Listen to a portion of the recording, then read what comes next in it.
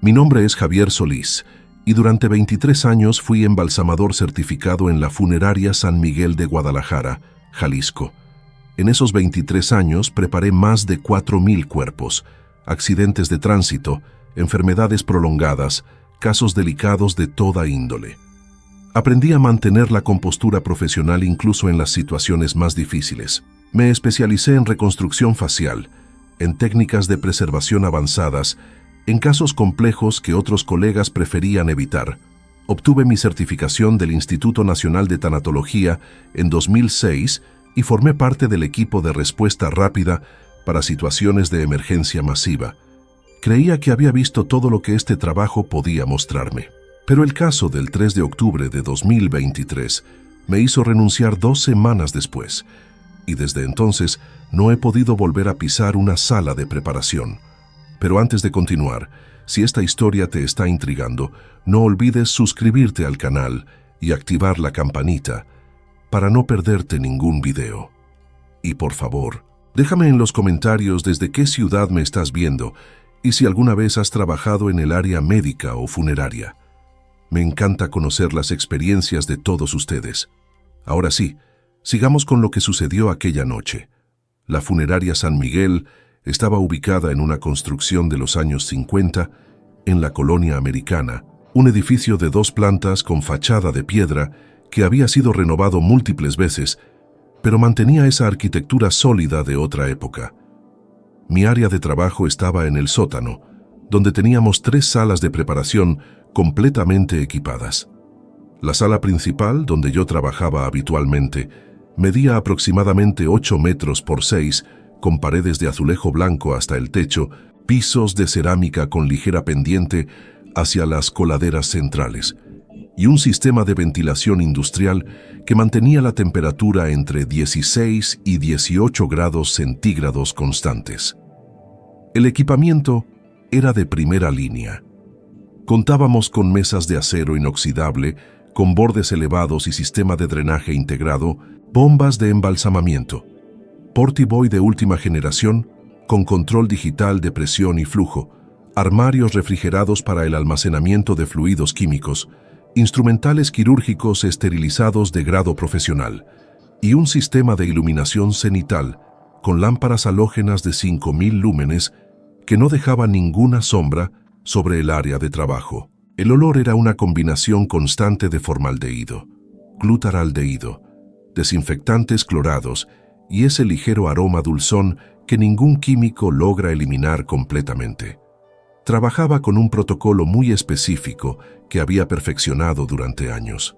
Primero, la inspección visual completa del sujeto, documentando marcas, tatuajes, cicatrices, cualquier característica distintiva. Después, la verificación de temperatura interna con termómetro hepático para confirmar el enfriamiento corporal. Luego venía la preparación de la solución de embalsamamiento según las características específicas del caso: peso, tiempo transcurrido desde el fallecimiento, condición general de los tejidos. Usualmente, una mezcla de 2 partes de fluido arterial concentrado con índice de formaldehído del 30%, una parte de coformulante y fluido cavity según necesidad, ajustando la dilución con agua dura tratada. El procedimiento estándar incluía la elevación de la arteria carótida derecha y la vena yugular correspondiente, inserción de los tubos arteriales conectados a la bomba, drenaje venoso controlado, mientras se inyectaba la solución preservante a presión regulada de 12 a 15 libras por pulgada cuadrada, monitoreando constantemente la difusión del fluido a través de la observación del cambio de coloración en tejidos y la firmeza progresiva de las extremidades. Después venía el tratamiento de cavidades, la aspiración de fluidos y gases, la inyección de químicos cavity, el cierre de incisiones, el masaje de tejidos para distribución uniforme y finalmente el lavado, secado y preparación cosmética si el caso lo requería. En mis años, ahí trabajé con docenas de asistentes. Conocí a técnicos brillantes y a aprendices que no duraban ni un mes. Aprendí que este trabajo requiere no solo conocimiento técnico, sino una capacidad especial para disociarse emocionalmente sin perder el respeto por la dignidad humana. Es un equilibrio delicado entre la frialdad clínica necesaria y la compasión que estos casos exigen. El 3 de octubre de 2023 era un martes. Había terminado 2 procedimientos rutinarios durante la mañana. Un señor de 74 años, fallecimiento por paro cardíaco, caso directo sin complicaciones. Una señora de 81, enfermedad prolongada, tejidos deshidratados que requirieron solución con mayor concentración de humectantes. Ambos casos estándar, exactamente el tipo de trabajo que había realizado miles de veces. Cerca de las 7 de la noche, cuando ya estaba limpiando el instrumental y preparándome para cerrar la sala, recibí la llamada de urgencia del coordinador nocturno, Héctor Vallejo. Me informó que llegaría un caso en aproximadamente 40 minutos. Sujeto masculino, 38 años. Situación delicada por circunstancias del fallecimiento que requerían preparación rápida para velorio al día siguiente por solicitud expresa de la familia. Sin más detalles, preparé la sala mientras esperaba.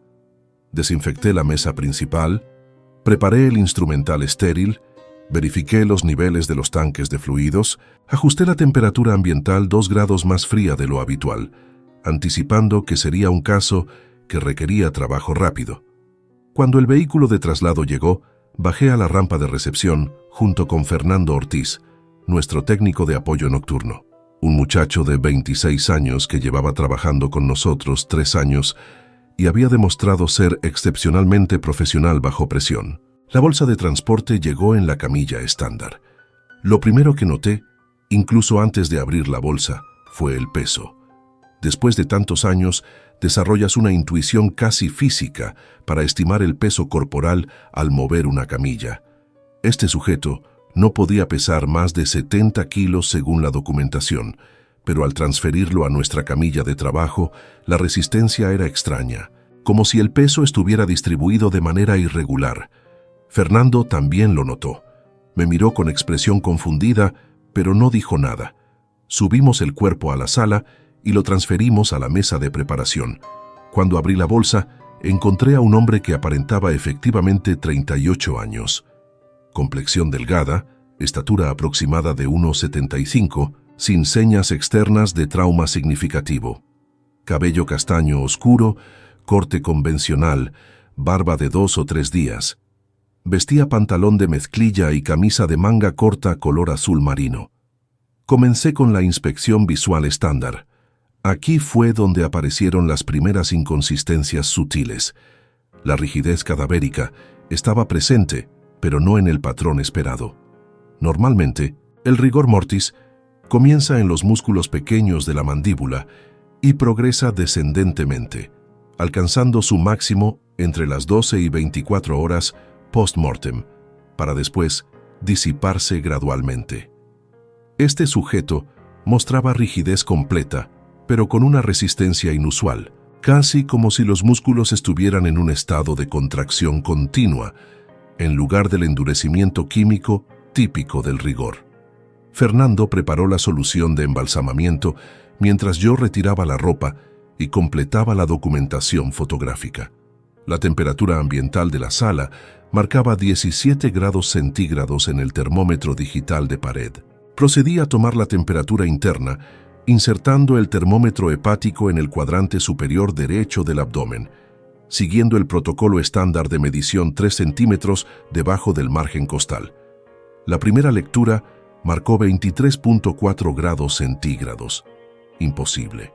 Según la documentación de traslado, el fallecimiento había ocurrido hacía aproximadamente 18 horas. A temperatura ambiente normal, un cuerpo pierde cerca de 1.5 grados centígrados por hora durante las primeras 12 horas. Este sujeto debería estar entre 10 y 15 grados, especialmente después de haber estado en refrigeración durante el traslado. Verifiqué el termómetro con el de respaldo que guardaba en el cajón del instrumental. Era un modelo digital de alta precisión que calibraba mensualmente. Volví a tomar la temperatura en el mismo punto, 23.6 grados.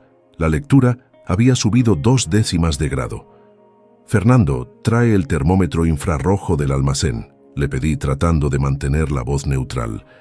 Él subió las escaleras mientras yo tomaba una tercera lectura con el termómetro hepático. 23.8 grados centígrados. Cuando Fernando regresó con el termómetro infrarrojo, medimos la temperatura superficial de la piel en diferentes puntos. Frente, 21.2 grados. Pecho, 20.9 grados. Abdomen, 21.4 grados. Todas las lecturas absurdamente elevadas para un cuerpo que había experimentado el cese de funciones vitales hacía casi un día completo. ¿Crees que estaba en una habitación muy caliente antes del traslado?, preguntó Fernando, buscando una explicación racional. Era una hipótesis razonable pero insuficiente. Incluso si el sujeto hubiera estado en un ambiente de 30 grados, el tiempo en refrigeración durante el transporte debería haber bajado significativamente la temperatura corporal. Decidí proceder con el protocolo estándar a pesar de las anomalías. A veces los cuerpos presentan variaciones inexplicables que terminan teniendo causas mundanas. Preparé el área de incisión en el lado derecho del cuello. Desinfecté la zona con solución de yodo-povidona. Tomé el bisturí del instrumental y realicé la incisión supraclavicular estándar de aproximadamente 8 centímetros, siguiendo el borde del músculo esternocleidomastoideo. Lo que debería haber sido una incisión limpia a través de piel y tejido subcutáneo encontró una resistencia completamente anómala. Era como cortar material sintético en lugar de tejido biológico. La piel tenía una consistencia gomosa, elástica, que se resistía al filo del bisturí de una manera que nunca había experimentado. Tuve que aplicar presión adicional, casi el doble de la fuerza normal, para completar la incisión. Cuando separé los bordes de la herida con los separadores quirúrgicos, el interior presentaba un aspecto aún más desconcertante. Los tejidos no mostraban la palidez característica del cese de circulación. Mantenían un tono rosado, casi como si hubiera oxigenación activa, y no había acumulación de sangre estancada en las zonas declives, que es típica en casos donde han transcurrido horas desde el fallecimiento. «Javier, ¿esto es normal?», preguntó Fernando, asomándose sobre mi hombro. Su voz tenía un temblor que nunca le había escuchado. «No», admití, «pero vamos a continuar el procedimiento. Necesitamos documentar todo». Procedí a la elevación de la arteria carótida común. Usualmente este paso es directo. Identificas el vaso, lo separas del tejido circundante con pinzas de disección, pasas el elevador arterial por debajo y lo elevas para permitir la inserción del tubo de embalsamamiento. Pero cuando intenté pasar el elevador bajo la arteria, el vaso se movió. No un movimiento pasivo por la manipulación mecánica, un movimiento activo, un pulso. Retiré las manos instantáneamente y di un paso atrás. Fernando dejó caer el sujetador de tubos que sostenía, que resonó metálicamente contra el piso de cerámica. «Revisa los signos vitales», le ordené, mi voz saliendo más aguda de lo que pretendía. Fernando corrió al armario de equipo médico de emergencia que teníamos para situaciones donde un cuerpo llegaba y presentaba dudas sobre el diagnóstico de fallecimiento. Sacó el estetoscopio y el monitor de presión arterial portátil. Mientras él verificaba, yo coloqué mis dedos sobre la arteria carótida que había estado manipulando. Había un pulso definido, débil, irregular, aproximadamente 30 pulsaciones por minuto, pero innegablemente presente. Mi mente se aceleró, tratando de procesar lo imposible. Los paramédicos habían certificado el fallecimiento. El médico del hospital había firmado el certificado. Este sujeto había estado en una bolsa de transporte cerrada durante 40 minutos. «No hay sonidos cardíacos», reportó Fernando, el estetoscopio aún en sus oídos, presionándolo contra diferentes puntos del pecho. «Ningún sonido respiratorio. Pero, Javier, la presión arterial marca 60/30. Imposible. Médicamente, biológicamente, físicamente imposible. No puedes tener presión arterial sin actividad cardíaca. No puedes mantener temperatura corporal sin metabolismo. No puedes tener circulación sin bomba cardíaca funcional». «Llama a Héctor», le dije, «y después llama a emergencias. No sé qué está pasando, pero necesitamos personal médico aquí ahora». Mientras Fernando subía corriendo las escaleras para hacer las llamadas desde la oficina, yo continué examinando al sujeto. Tomé una linterna del instrumental y revisé las pupilas. Midriasis bilateral completa, sin reflejo fotomotor. Típico de fallecimiento. Pero cuando presioné el lecho ungueal de la mano derecha con fuerza, la piel palideció y después volvió a su color rosado en aproximadamente 2 segundos. Llenado capilar activo. Coloqué el estetoscopio en diferentes puntos del tórax, exactamente como había hecho Fernando. Silencio absoluto. Ni el más mínimo sonido cardíaco. Presioné el diafragma con fuerza contra el esternón, sobre el ápice, en el borde esternal izquierdo. Nada. Pero cuando tomé el pulso radial en la muñeca, había un latido débil, sincronizado con el pulso carotídeo que había detectado antes. Fernando regresó con Héctor, quien había estado en la planta superior revisando documentos. Héctor tenía 52 años, 30 de experiencia en el sector funerario y era la persona más calmada bajo presión que había conocido. Pero cuando le expliqué la situación y le mostré las anomalías, su expresión se tornó grave de una manera que no le había visto nunca. «Muéstrame», dijo simplemente. Repetimos todas las mediciones mientras él observaba. Temperatura interna, ahora 24.3 grados, había continuado subiendo. Pulso carotídeo, presente, irregular, 32 pulsaciones por minuto. Presión arterial, 62/34. Llenado capilar, presente.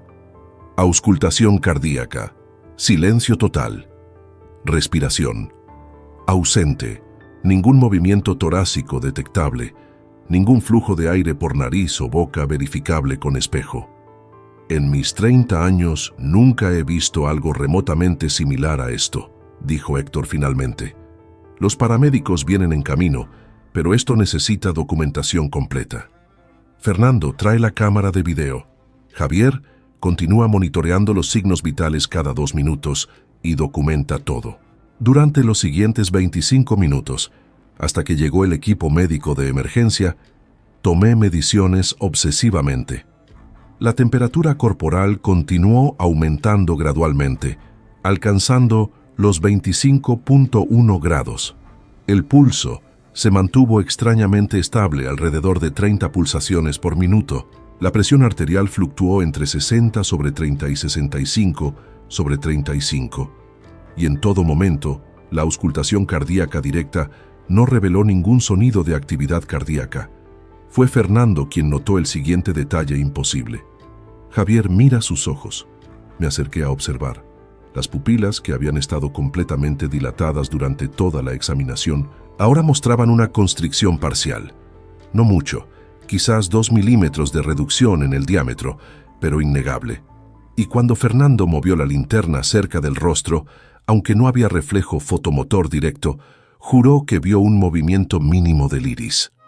Cuando llegaron los paramédicos, 2 profesionales que conocía de colaboraciones previas en casos de emergencia, les tomó menos de 5 minutos confirmar todo lo que habíamos documentado.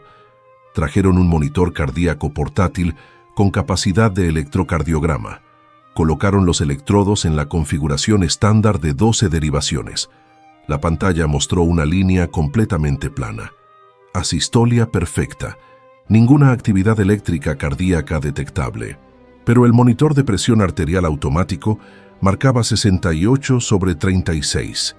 Y el oxímetro de pulso, después de varios intentos en diferentes dedos, finalmente captó una señal. Saturación de oxígeno del 42%, frecuencia de pulso 31. Esto es médicamente imposible, dijo uno de los paramédicos, un hombre de unos 40 años llamado Gabriel Ruiz. No puedes tener pulso y presión sin actividad cardíaca. El corazón es la bomba. Sin bomba no hay circulación.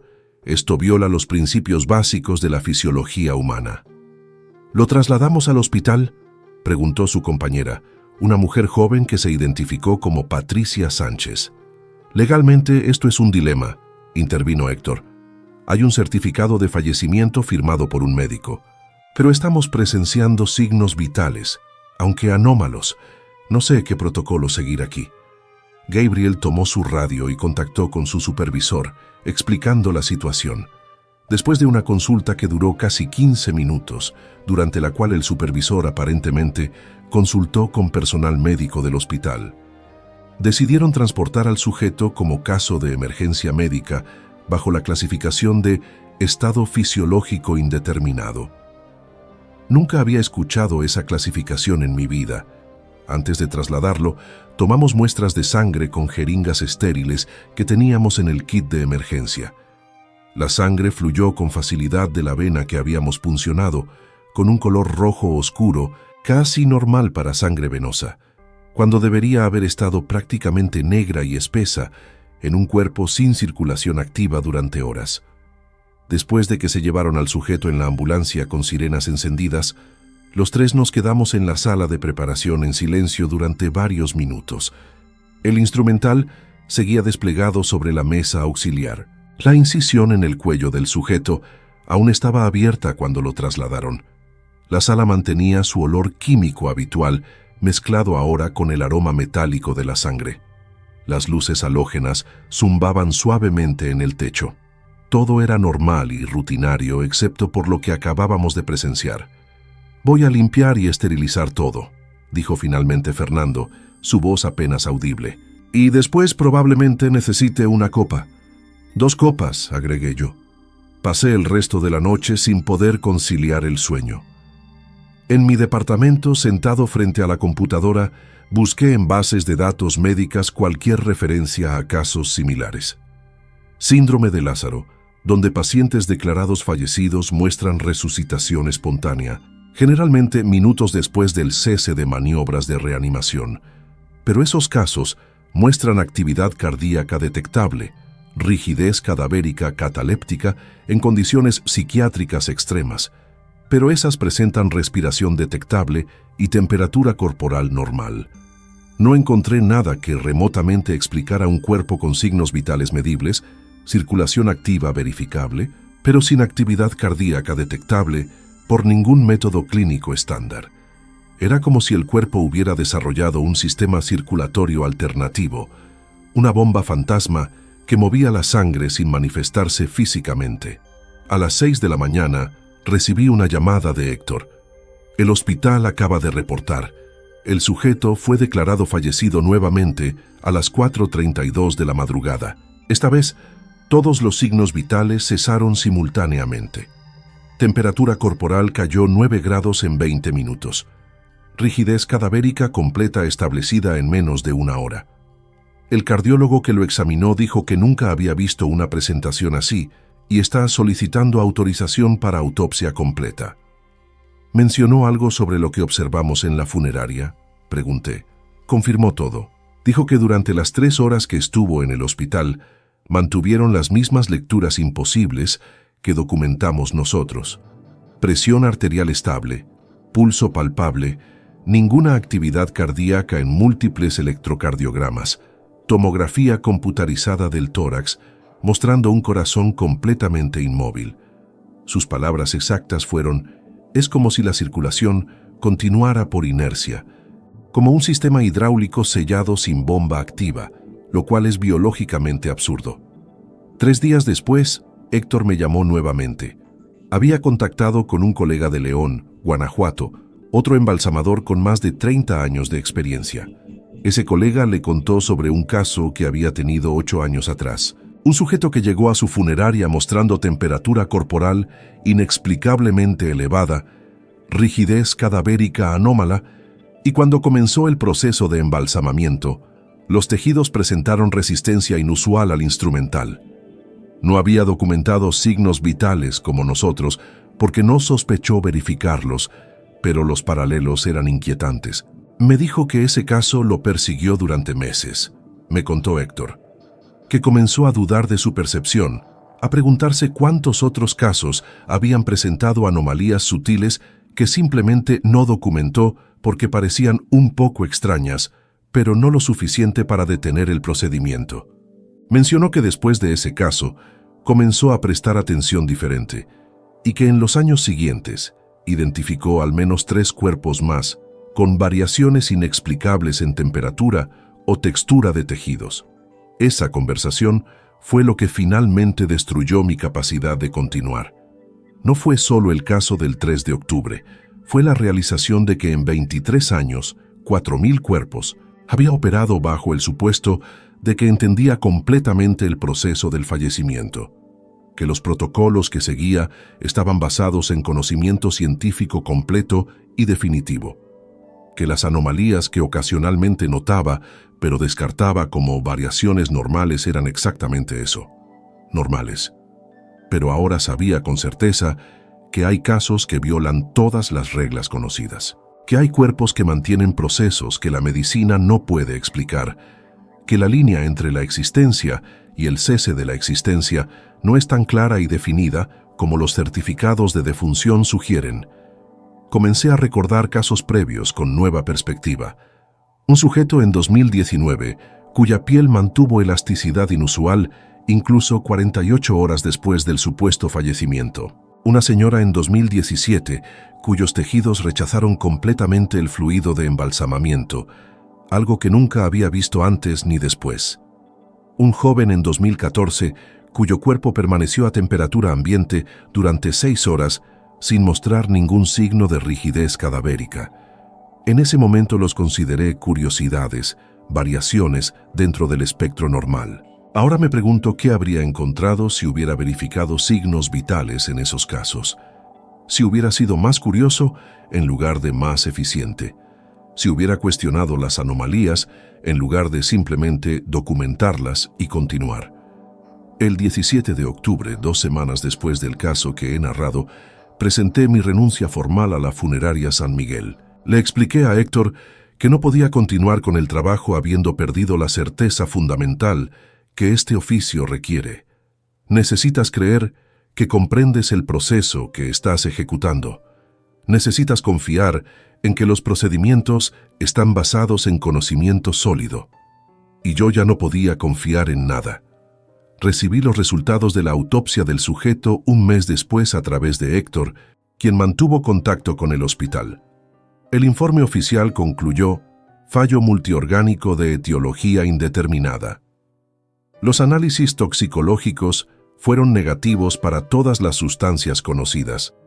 Los análisis histológicos de tejidos mostraron anomalías estructurales menores sin correlación clara con presentación clínica. El análisis del tejido cardíaco reveló arquitectura celular normal, sin signos de enfermedad o daño significativo. En otras palabras, no encontraron absolutamente nada que explicara lo que 3 profesionales médicos, 2 paramédicos experimentados y 2 trabajadores funerarios presenciamos y documentamos exhaustivamente. El informe incluyó una nota del patólogo, indicando que el caso presentaba características altamente inusuales que merecen investigación adicional, pero no elaboró sobre cuáles características o qué tipo de investigación. Han pasado más de 1 año desde aquella noche. Ahora trabajo en administración de una empresa de suministros médicos, un trabajo de escritorio que no requiere que toque cuerpos humanos ni tome decisiones sobre procedimientos que creía entender completamente. A veces, cuando leo sobre casos médicos inexplicables o historias de reanimación inesperada, me pregunto cuántas funerarias en este momento están recibiendo casos que presentan anomalías sutiles que los profesionales simplemente atribuyen a variación normal. Me pregunto cuántos embalsamadores han notado temperaturas inexplicables, pero las han descartado porque el equipo debe estar defectuoso. ¿Cuántos han encontrado resistencia inusual en tejidos, pero han asumido que es consecuencia de alguna condición médica previa no documentada?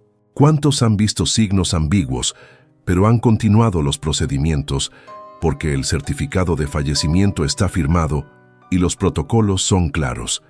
Y me pregunto, con una inquietud que me despierta algunas noches, ¿cuántos cuerpos han sido preparados y sepultados cuando quizás de alguna manera imposible que la ciencia aún no comprende, algo en ellos todavía continuaba? No vida en el sentido convencional, no conciencia, pero algún proceso, alguna persistencia de función que nuestros instrumentos pueden detectar, pero que nuestro conocimiento no puede explicar. Lo que más me perturba no es el miedo a lo desconocido. Es la certeza de que durante 23 años operé bajo la ilusión de comprensión completa, que traté miles de casos con la confianza de que sabía exactamente qué estaba haciendo y por qué, y que esa confianza, esa certeza fundamental, era potencialmente injustificada. Todavía puedo ver al sujeto en la mesa de preparación. Puedo sentir el pulso bajo mis dedos en su arteria carótida. Puedo escuchar el silencio absoluto cuando presionaba el estetoscopio contra su pecho. Puedo ver los números imposibles en los monitores digitales, las lecturas que no deberían existir, pero que persistían, medición tras medición.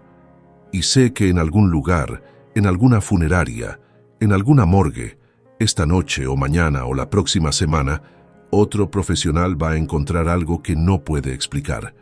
Va a tomar mediciones que contradicen todo su entrenamiento. Va a presenciar algo que las leyes conocidas de la biología declaran imposible. Y espero, sinceramente espero, que esa persona tenga el valor de no ignorarlo, de documentarlo, de cuestionarlo, de admitir que quizás hay aspectos del proceso de fallecimiento humano que todavía no comprendemos completamente, porque lo más aterrador no es enfrentar lo desconocido, es descubrir que aquello que creías conocer perfectamente era en realidad un misterio que nunca fue completamente resuelto. Si esta historia te ha impactado tanto como a mí vivirla, te pido que dejes un like en el video y lo compartas con alguien que le gusten estas historias reales e inexplicables.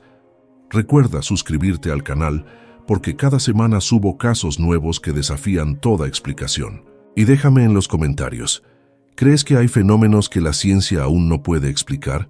¿Has experimentado algo similar en tu trabajo? Leo todos sus comentarios. Nos vemos en el próximo video.